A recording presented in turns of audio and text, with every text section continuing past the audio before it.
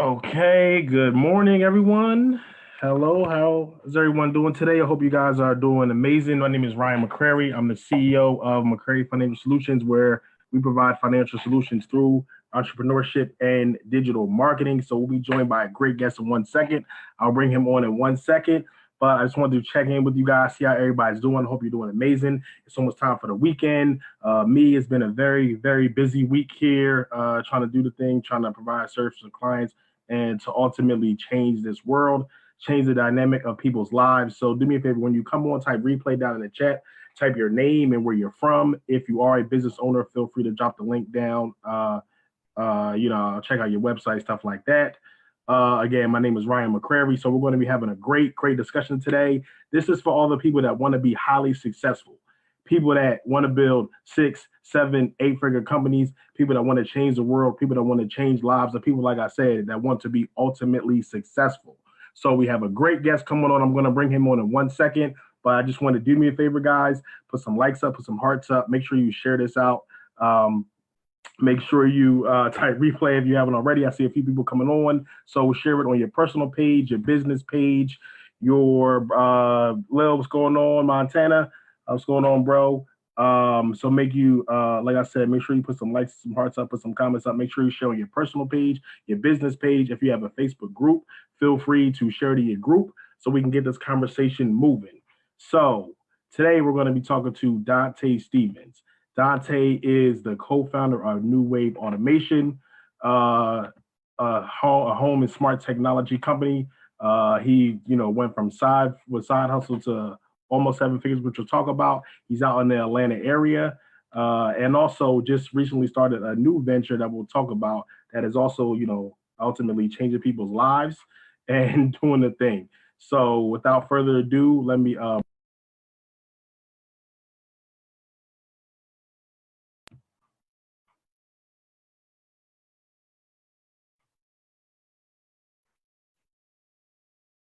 Dante, are you there? I'm here, man. I'm here. Oh, Happy great. to be here. On top of that. Happy to be here, and we're gonna have a great conversation today. So, I told people a little bit about what we're going to be discussing today, but before we even get to that, just let people know exactly who you are and what you do. Okay, again, like you said, Ryan. My name is Dante Stevens. I am co-founder of New Wave Automation, which is a home theater, smart home, and essential tech services company. I've been running that company for 15. We're going on about 15 years in this industry. I'm also the creator of Elevation Point. The Elevation Point is a podcast in a Facebook group community where we inspire, motivate entrepreneurs and inspiring entrepreneurs to get out of their own way and get to greatness. That's me. That's who I am. But at the end of the day, I am an entrepreneur, and I'm so here and so glad to be here to inspire other entrepreneurs. Absolutely, man. I'm glad to have you here. So, we met through entrepreneurship, and I think entrepreneurship literally is the best job in the world. It's one of the most difficult jobs in the world, but it's definitely rewarding. So, before we even get to the nitty gritty of what we're going to be talking about today, just let people know a little bit more like about your company and what exactly your company does. All right, so New Wave Automation, our goal is to transform everyday houses into modern day homes by designing home theater, smart home, and essential tech services. We do anything from mountain TVs to any low voltage work, anything requiring telephone and internet connection, smart home theaters, anything in that scope. Like I said, we've been around for going on 15 years inside in this industry. So we specialize in everything regarding home technology. We're now 6-figure. We've been a 6-figure business for a while, but now we're scaling our way to 7. We're growing rapidly as a company. We're hiring people. We're expanding. So there's some exciting things that's going on inside of the company. But but if you guys are interested in anything or learning anything more about New Wave, you can follow us, or you can find us at New Wave Automation, new as in NU Wave automationgA.com. You can go on our website, check us out, and see all the amazing things we are doing. That's amazing. So if you just joining, guys, I'm talking to Dante Stevens. He's the co-founder of New Wave Automation. I see a few people in there. Trevor, how you doing? Good morning to you. Lil's in here. So a few people on here. Again, if you haven't shared already, guys, please share. Please drop some likes up, some comments, some hearts. Trevor says it's great to hear. This is how we boost the algorithm, guys. This is how more people see this conversation, because we're going to talk about big money conversations today. This is not about small money. This is not about little money. Talk about, I made an extra $5-10. No, we're talking about scaling to 6, 7, 8-figure companies. And let me know, how many of y'all know people with 7-figure companies? Like how many of y'all, when you grew up, like that was the conversation?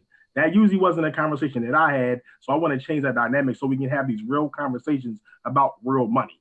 So, you talked about, growing to 6 and ultimately 7 figures.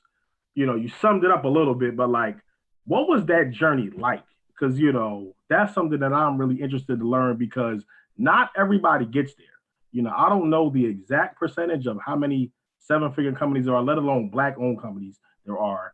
But I know, the percentage is not that high. So, what was that journey like to really get to, ultimately 7 figures, from, a side hustle that, became a main hustle, became 6 figures, now growing to 7 figures and, empowering employees and really providing jobs for our community. Like, what was that journey like? The journey, to be honest, it was tough, but rewarding at the same time.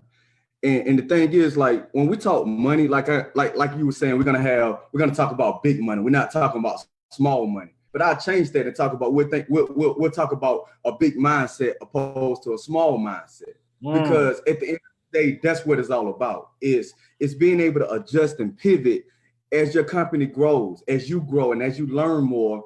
As long as you continue to expand, your company expands only because you allowed yourself to expand. So when we talk money, we really talking mindset. That's what it's all about. So in the beginning stage, it was no money. The mindset at that time was just an idea, just to be able to come up with something that you're passionate about and that you can ultimately make money doing. And once you get that part, everything else is history, because as long as you're doing good work, as long as you are consistent with what you're doing day in and day out, the results are going to speak for itself.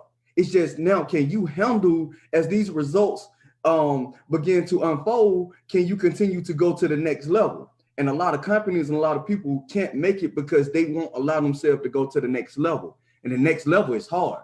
You know what I mean? Just to get from one step to the next one, it's always a little bit difficult. But that's that push through. That's that elevation point you have to get to the next level.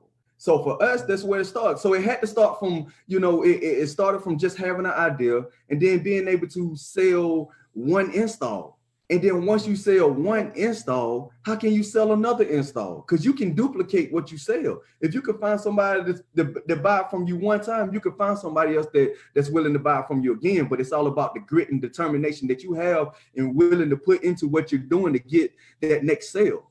And then once you start believing in yourself and trusting in your ability and perfecting your craft and getting around the right people and putting yourself in the right situations, that's when the scales and the levels start coming up and you're able to build. So for us, that's what it was. It was just one guy in a truck going out doing installs, doing all the work. And then the work start piling up. Now it becomes one guy in the truck doing too much work. So now you got to start. Now you got to start taking. Now you're frustrated. Now there's a shift. And then if you really look at it, the money shift comes. The frustration is going to equal out to the money. You can make a lot of money and be super frustrated and unhappy because you're doing all the work and you're trying to handle this demand and this influx of work coming in, but you can't, and you're trying to. So you can't pigeonhole all the money. You got to understand, in order to be free and get to a place of peace,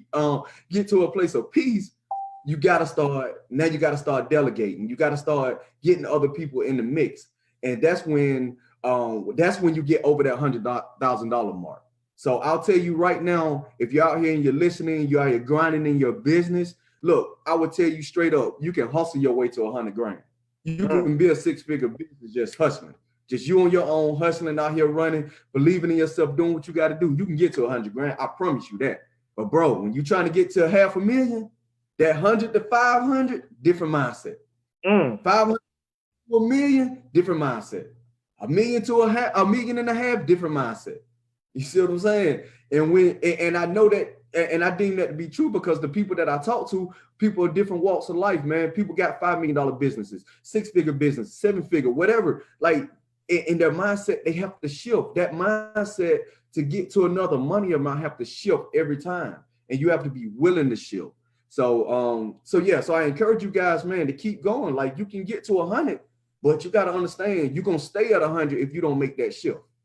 I'm on that journey right now. I'm not at 100 yet. I ain't get to 100 yet, but I'm on my way and I'm almost there. So that's the journey I'm on. So this is why I brought him here, guys, because he's dropping these bombs on y'all, literal bombs on y'all. We need this in a book, bro. We need this in a whole training course. We need this in a whole coaching program. But he does have something that he has just started right now. And can you talk about that a little bit?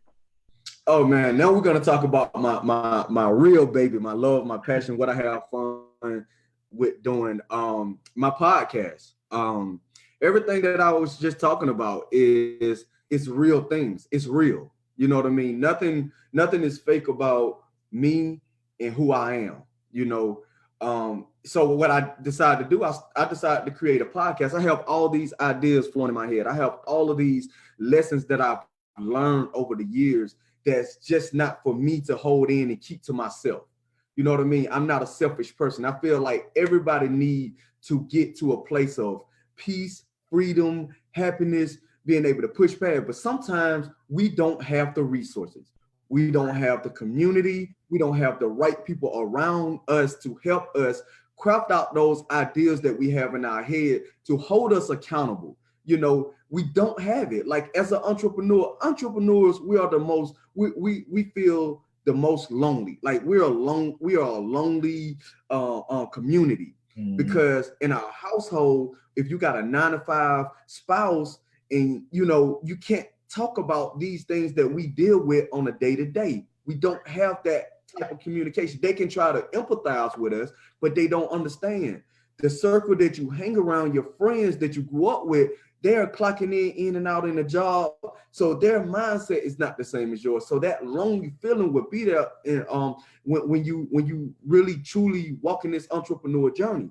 And I knew that for myself. So I decided I said to myself, hey, I'm going to create a podcast over all of these things I learned for over my 10-year span, the good, the bad, the ugly, what I'm going through now, where I am right now. How can I help you to push past something? What did I do to push past those things, and be super, super, super transparent with people who decide to listen to the podcast? Because I really believe that we're only one piece of information away to get into that next level. See, people think it's just this big old plan that you have. You got to put together all these different pieces to make one big thing happen. Man, it's usually just one piece of information that you're missing, that your mind can't think of. And sometimes a coach or a mentor or somebody else who's been through that can help you push past it. And once you get past that, you can move on until you get to that next thing where you got to get over.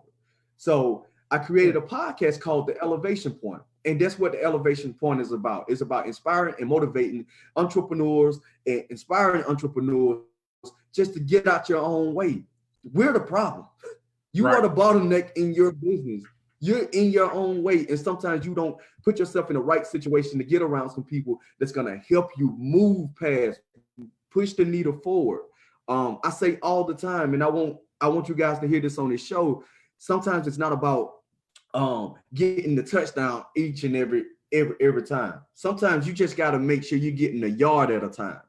Take it one step at a time, 1 yard at a time. As long as you're not going backward, you know, if you're getting 1 yard, you're moving a step further into the area, into your goals and into your dreams. So just keep that in mind. And that's what the Elevation Point is about. I drop an episode every Wednesday.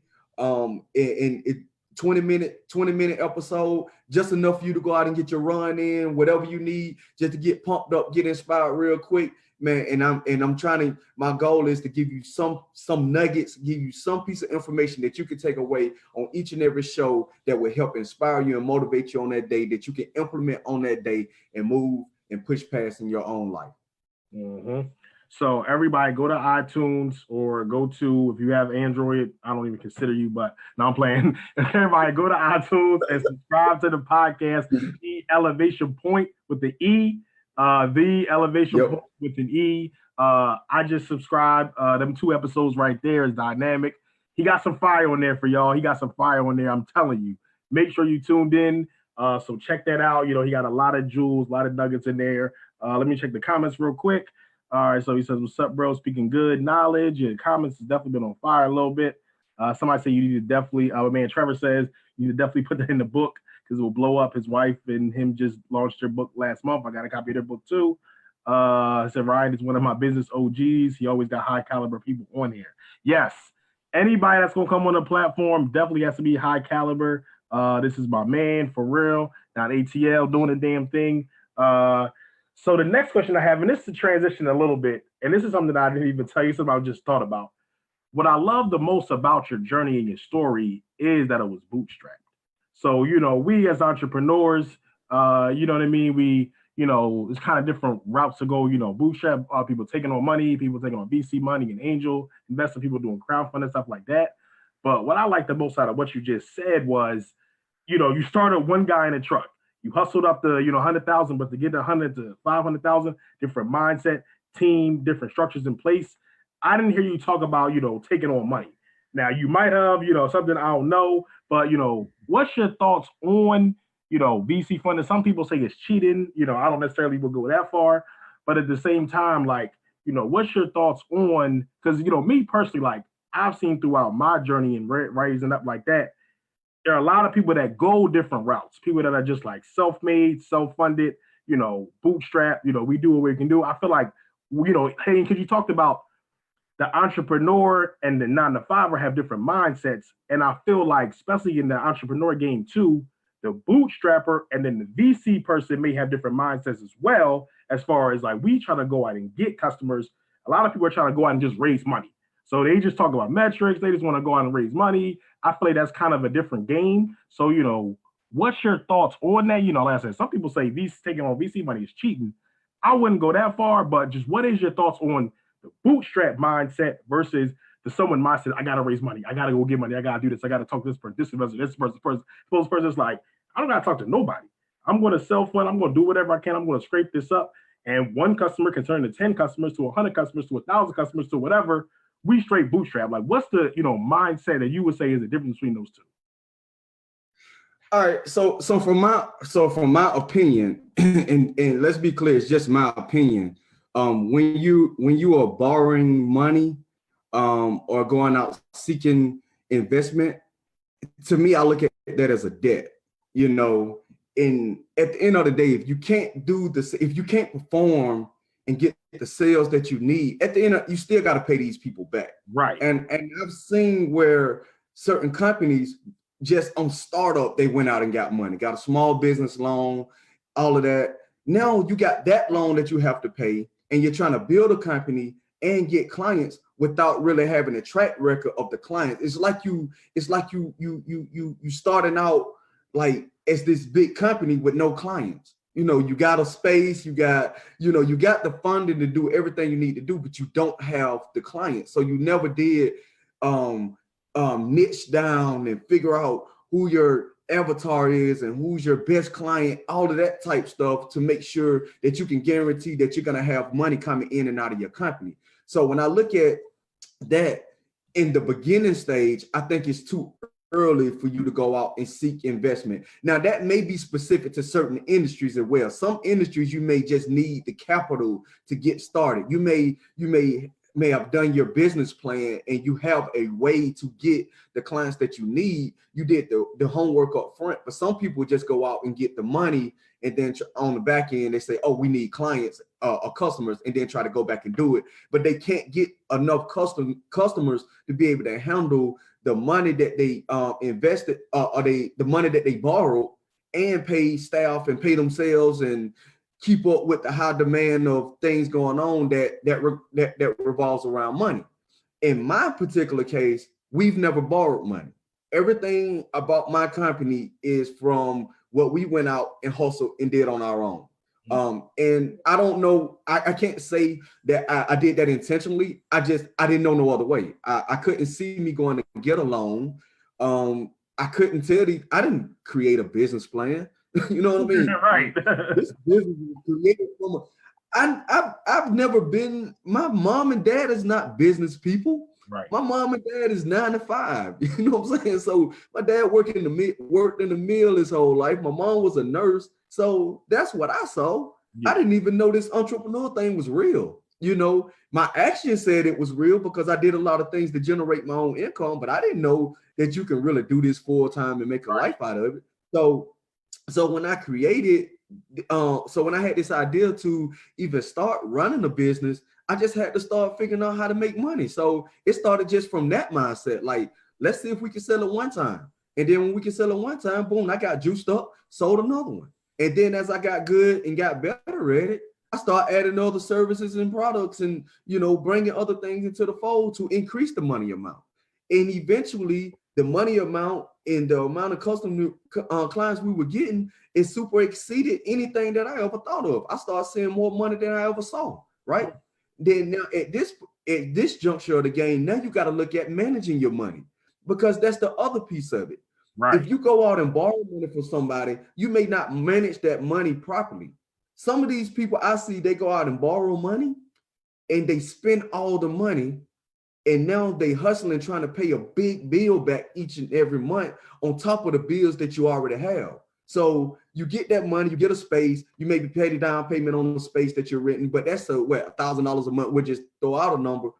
That $1,000 a month don't go away. So when that money that you borrow, when it fills out, if you ain't got this cycle going through where you paying them, still just paying them back with their own money, but you have an influx of a real profit or a real income coming in to kind of offset, then you're screwed up. If all that money go away, you still don't have clients, you still got to pay that money. So your company is going down. So now you're under stress, you're pressed, and money, like when you debt pressed for money inside of your company, you can't operate in your awesome and your genius. It just don't, like, you can't, your mind is cluttered, bro. Like, you can't focus.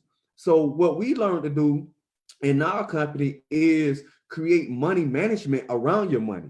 So I would ask you, like I hear people say, like, know your numbers. You should know your numbers from every aspect of your business, but you most definitely need to know the numbers inside of your company. How much money do you need to make a week to pay you a certain salary, to make sure your team is getting paid, to make sure bills are getting paid and all that? What is that number? For us, we had to decide, okay, look, for me, I have a business partner. So we had to sit at the round table and say, hey, look, how much do you need in your household to take care of your family a month? What's the bare minimum you need? I said the same thing to myself. What do I need? We figure out what that number was. That number got calculated into our monthly, into that weekly amount that we're looking to get. Then we got payroll. How much are we paying out in payroll? Preparing ourselves for payroll. We got one full-time employee, but we have some 1099 people as well. But that one full-time employee has to get paid every week. That money need to be planned out. You know what I'm saying? So there's things you have to plan for, and you have to foresee, you have to forecast the amount of money you have coming in, but you have to be realistic with the amount of money you coming in. If your expenses at your house is super exceed the type of money you have coming in your business, something is out of alignment. You can't pay yourself more. You can't pay yourself all the money in your business, and then now your business suffered because now you can't afford to pay nobody else. So that infringes on your freedom. That money that we put in that payroll account every week, that's for freedom. Every time I transfer that money over into payroll, I say to myself, oh, this is for me to be able to do what I'm doing right now. On the call with you while my guy's still out there making money. You know what I mean? Because if we don't plan for that, then you're out of alignment. You're not doing what you said you want to do. Entrepreneurship is about freedom, but it's not free. It's not free, baby. You got to set your mind right for that. So you got to set your mind right for that. So for us, that's what it was. So going back to your question, we never borrowed money. We use our own money. And then we take the profits after we know how much money need to go where. We know how much we need a week to make sure payroll is going. We know how much a week we need to make sure we're making we're able to pay ourselves first. We pay ourselves first. We pay ourselves a check every Friday, just like we pay our employees in 1099 every Friday. We're that disciplined with it. Then we also make a profit because we own the company. You know what I mean? So every quarter we're paying ourselves something. It's just being real, consistent, being true to who you are, and understanding that this company is going to grow. But if you don't have a money management built around your system, around your company, you screwed up from the jump, whether you borrow money or not. I look at it like now, even if I borrowed money, right now, we have such a good money management system that we probably wouldn't even feel the effect from it, because we won't spend all the money at one time. The money will be allocated and distributed in such a way where we know it just provide and add as a buffer. The only way that money gonna screw us up if we just don't get no more business, period. But we know we can survive right now without anybody money. You know what I mean? We're doing our own thing with our own money. You know what I'm saying? So, but you gotta be real clear about your profits. You know, the profits. I mean, not your revenue. Don't get caught up on these 6-figure, 7-figure, 8-figure companies. You can be a 6-figure company. That don't mean you can pay yourself 6 figures. Right. That don't mean it doesn't mean that you made 6 figures. If you made, there's a percentage of that money that really is going to be tied into your profits. It's good to say those numbers, 6 and 7. That it feels great. I ain't gonna lie, I like it. But at the end of the day, that don't mean you really have 6 figures in your pocket. You know, you don't have $1 million in your pocket. Your company generated $1 million in revenue, but after everything is broken down, what is the actual profit? And each week, that's what we work off of. We work off the profit. Some people get caught up in, hey, we got a $20,000 check from this product or this service we just provided. You don't have to. Your company generated $20,000, but once you break it all down, how much did the company actually profit? And that profit can be 10 grand. That profit can be 8 grand. It just depends on what your profit margins are. You know, if you service based, it may be mostly all profit. Yeah. If you service based only, it may be mostly all profit. But even then, you have overhead. You know, if you're trying to hire somebody, hiring people to do certain things. So then that's still an expense. So that need to be cut out of it. So you still don't make a full 100% profit. You got to make sure you breaking some of that stuff out. So that's my mindset in terms of the money. It's just your mindset have to be around having a money management system, whether you borrow money or not. For us, we never borrow money. For certain companies, you may have to borrow money to be able to do the certain things you need. It may be certain equipment you need, things like that. For the most part, we're service-based. So we didn't have to go borrow money unless we were just trying to jump the gun, go get this big showroom and do all this stuff that looks real good, that ain't really giving you a huge return on your investment. I ain't stunned at it. I ain't stunned putting my money in something that I'm just trying to make sure people think we're looking good. Like, we can look good, but I want to make money. That's the result. Guys, if you're just tuning in, I'm talking to Dante Stevens. He's the co-founder of New Wave Automation. He's dropping some bombs on y'all, giving some real great information, how to really turn your hustle into a real legitimate business where you can hire employees, pay employees, get your money management system in tight. And I really love what you said, about the profit standpoint, because that's something that I always keep in mind, like you said, saying I made 6 figures, 7 figures, 8 figures. A lot of these companies, these everyday companies that you see out here, a lot of them are losing money. Losing money. Like, people didn't even know Uber wasn't profitable. You see Uber everywhere. I take Uber all the time. They got billions of dollars, but they lose money every month. There's so many companies out there that's actually not profitable or have a small profit margin. But, we just talking about the metrics. Oh, I made 6 figures. I made 7 figures. Me personally, I'm always looking at that. So I'm like, okay, if I make 6 figures, we might have kept 50,000 of that cash. We got that cash in the bank and allocated. It's going into the, profit account, the OPEX account, the expenses account, all that stuff, payroll account, operating expense, everything going to those different accounts, making sure you have that money allocated properly. So, that's just important, with Profit. If you guys haven't read the book Profit First, it talks about a lot of the stuff he was talking about having different accounts, having, money, managing your money correctly, and not necessarily just with your business money, also with your personal money. It talks about that a little bit, how you can manage your personal money in the same way. Doesn't necessarily just have to be your business expenses. So, Yep. you know, Money is a mind, like I said earlier, man. Money is a mindset. So you have to change your relationship with it. You know, you have to change your relationship with money, change your mindset around the money. And like you said, Ryan, I would, you know, I didn't get the chance to plug Mike McAllowitz, but Profit First, guys, every entrepreneur should read this book because I guarantee you, you're mismanaging your money. I've done it. Right. I've done it. You ever went to your tax man or tax lady at the end of the year and they said, hey, you made this amount of money, and you sitting there looking at your account thinking, that money, you know what I mean? If you ever did that number, then you don't have a money management system. You don't have a system. And I can guarantee you now, I know each and every day where my company stands. It's all that's a key performance indicator for me every day, just to look at my bank account. Because I can tell all my money's not wrapped up into one account where, because you know, you operate different when you, hey babe, you big balling when you got 30 grand in one account and you think, oh man, we good, we can do whatever. And then that 30 grand starts dwindling down. 15, 10, and it's like, then you back out hustling and, you know, trying to make the dollar and stuff like that. And before it was like taking on bigger clients, and now you like, well, I can't afford your $10,000, $20,000. Like, all right, well, how much would you pay for it? You know, would you pay $5,000? Would you pay $2,500? You know, you scrambling again. You know, I definitely know what you're talking about. It's a cycle, man. It happens, and it happens to all of us. But you know, and it's a mistake that a lot of us made. But if you could do better in the beginning, you will alleviate that headache. That's why people like myself are around, because that's what we're trying to do, is help you to avoid some of those pitfalls, because we've been there, and we could have easily folded as a company by making a lot of bad money decisions, and not preparing yourself and plan around your money accordingly.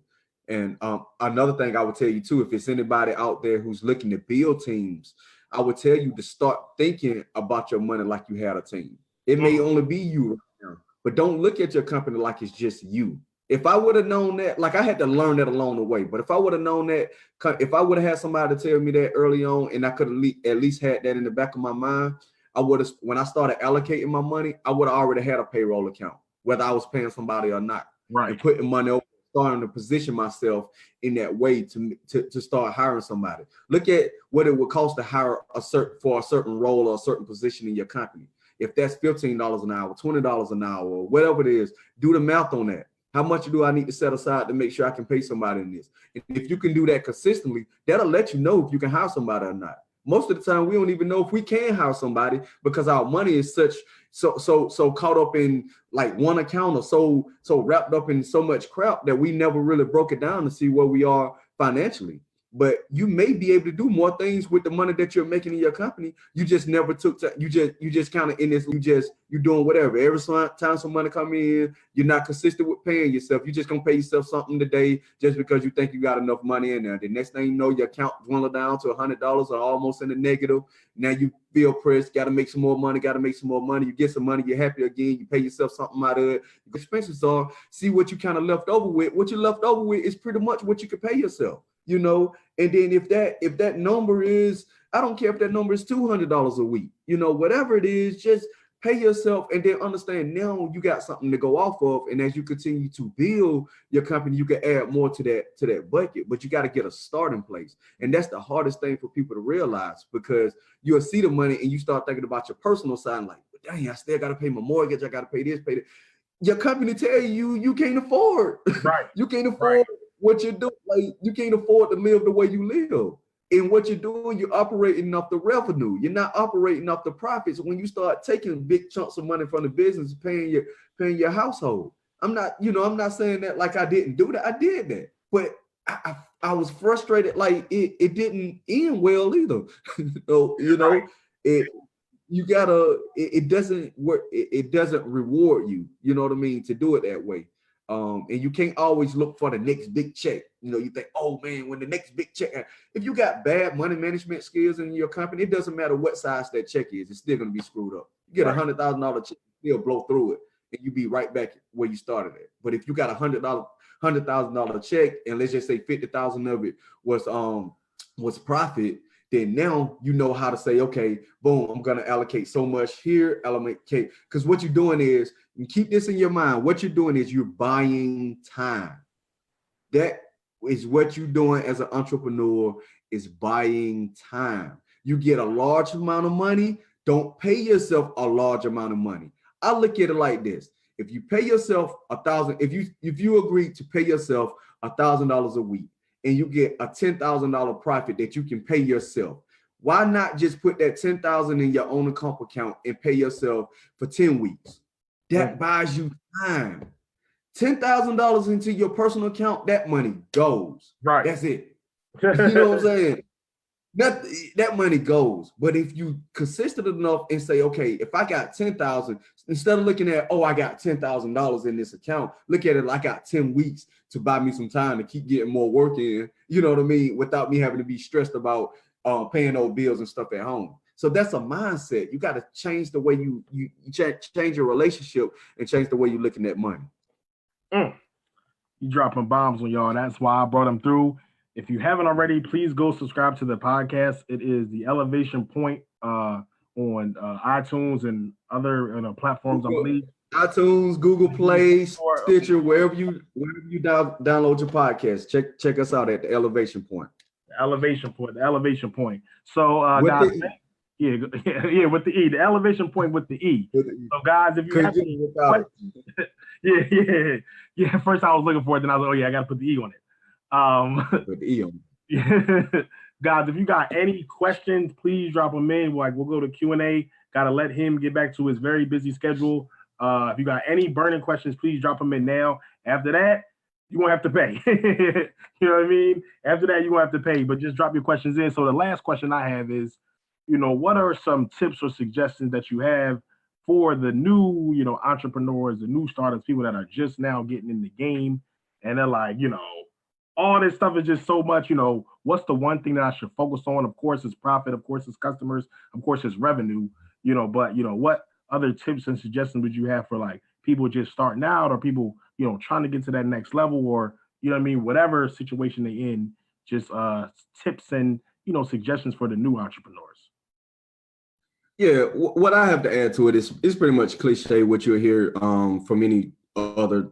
I'm not a guru, but like gurus out here that'll tell you how to start up. I would say, man, first you gotta have an idea. First, just come up with something that you're passionate about. Think of something that you love, that you love doing. If you're passionate, if you don't, one thing, to find out what you're passionate about. So if it's something that you really, really like doing, something that you would do whether you made money or not. Don't make money the only reason why you jump into entrepreneurship. Right. Trust me, money does not make you happy. The result of the money makes you happy. The things that you can do with the money, the freedom that you can get. Trust me, we all need money, but don't just go into entrepreneurship thinking, I just want to make more money. Understand your why. Understanding why you even want to be an entrepreneur. Understand why you want to pursue that idea, that dream that you have. And then that need to be kind of your foundation. That's what you come back to, even when it get tough, when it get hard, that's what you come back to. So understand that. I would say for the entrepreneurs who just know they don't like working for people and want to just do something, but may not have an idea on what they want to do per se, I would say look at recruiters where you can just get into a franchise, do a franchisee model type deal. Find a recruiter that can kind of lay out some different opportunities you can invest in and start your business that way. That way you don't have to kind of worry about all the whole startup. It's already kind of set up for you, but you can jump right in and have like a 7-8 figure business that, that way, yes, an investment up front, but that's what, that's kind of what you're doing. You alleviate kind of the startup part of that. So that's what I would do. So just find something you're passionate about, find something that sparks your idea, that gets you going, that's going to make you excited each and every day to get up and do it, whether you're making money or not. That would be the first piece. And the other part would be trust. One, you just got to trust in yourself and trust in your ability, and trust that as long as you continue to be determined and have the grit and the grind to push forward each and every day to make it happen, don't worry about anything else that comes around. Don't worry about people negative things coming from people thinking, you're crazy, whatever like that. Just keep pushing, just keep pushing through. It's your dream. Stay focused on your dream. Keep pushing on it. A lot of the other stuff just gonna come as you go. But the only thing you can control is how you react, how you respond, how you show up. So I would say for my first time, people that want to start it, it all starts in the mind, starts with an idea. If you feel passionate about it, if you're in a job where you're making decent amount of money and you just can't jump out on this thing on your own right now, then you need to create a plan. I'm not telling you to go out and just like, I heard Dante today, I'm inspired, I'm ready to do my own thing. Right, I'm just fuck my boss. I'm out. Look, you still got to be smart about it. You got to say, okay, what can I do in this moment to at least start moving in the direction? Don't say you want to do something and your action doesn't align with what you want to do. So if you're working a 9 to 5, you're paying the bills, you're doing the things you need to do, then you need to figure out as an individual to say, okay, how can I start moving forward in my own business? And how can I create a plan that's going to allow my business to grow at a certain rate and get to a certain point where I can let this job go? Know what that money number is, try to put a timeline on it as much as possible, and then hold yourself accountable to that, and then carve out time each and every day that you put into your business. So if it's an hour, 2 hours, 3 hours, if you got to stay up late at night just to do some things, do whatever you got to do to get that, and use that as motivation, that you'll work every day. You clock into that job and you hate it and you feel it in your gut, and I hate this job. That's like, and I say that from pure passion because I felt that way. Use that as motivation to get you where you need to be. So a lot of it just have to do with you getting out of your own way, getting your mind right, coming up with a plan or coming up with an idea, figure out what you're passionate about, and figure out what can you do each and every day just going to help you get a little bit further to where you're going. He said it. Drop the mic on y'all. All right, let me see. All right, we got some questions. Trevor says, what advice would you have for starting a home electronics installation business? I am a business consultant, but I haven't had that type of client yet. A home electronic installation business? Is that what he said? Yep. In what area he's trying to, it depends on what area you're trying to go in. So if you want to do installations, like I'm guessing if you want to do installs, TVs, home theater, stuff like that, more service-based from that standpoint, he want to know how he can go about starting a business like that. He said he's a business consultant. So if someone comes to him, I guess with that idea, what advice would you have for him, or should he give him? Well, I guess if he's trying to add like a consulting part of it, it's just that I would say it's just learn as much as you need to learn about the electronic industry. Like, go to the trade. So if you're talking electronics, be a part of like things like trade shows, like the CEDIA, CEDIA, get CEDIA certified, get into those things. Get around the right community. Like, you got to learn the equipment. Like, in order to consult electronics, you need to know what's out there. That's a part of our business, what we do as well. So from consultant to consultant, the thing is, I was the doer first. I did all the work. I did all the design. So I understand everything about how electronics work, how you put a home theater together, how you create a smart home, how you, hang a TV, all these type of things I understand in depth. So when it comes to a consultant, I can consult with you on it because I understand what's available. I understand what's available and what you can do with it. What are your limitations and stuff like that? So people reaching out to you for consulting, then you want to make sure you're really, really on top of what's out so that you can give them the biggest value. Now, if you're looking at installing this stuff yourself or having a AV type of company, you would still need to have the concept. You would still need to know how to get this stuff going, but then you need to then if you're not doing the work, then you need to bring people in that know how to do the work. If it's kind of dope, like with that, it's kind of, if you don't know how to do it, then you need to bring somebody in who's smarter than you that know how to do it, and then you just kind of facilitate on the back end and just set up the business structure. but you will need to learn some of the business terminology and stuff like that. But then now in that case, you kind of dependent on somebody else to be kind of your to be your know-it-all. If that person leave your company, then you kind of stuck. I would say I would learn as much as I need to learn, make sure my feet are planted into the industry, knowing enough, and then bring somebody else in that's smarter than me. I always bring somebody in that's smarter than you, no matter how you do it, but you don't want to be stuck with them only one knowing everything. And Trevor, I hope I answered that question. It was a little, I don't know which way you was going with it, but let me know if I answered it for you. I can clarify anything you need me to clarify, but hopefully that answers something for you. Mm-hmm. Okay, all right. Thank you for that. Next question is, would you prioritize a business or residential client? When did you make that decision? Would I prioritize a business or residential client? Either or? Yeah, and when did you make that decision? I guess he means for your business. Business or resident?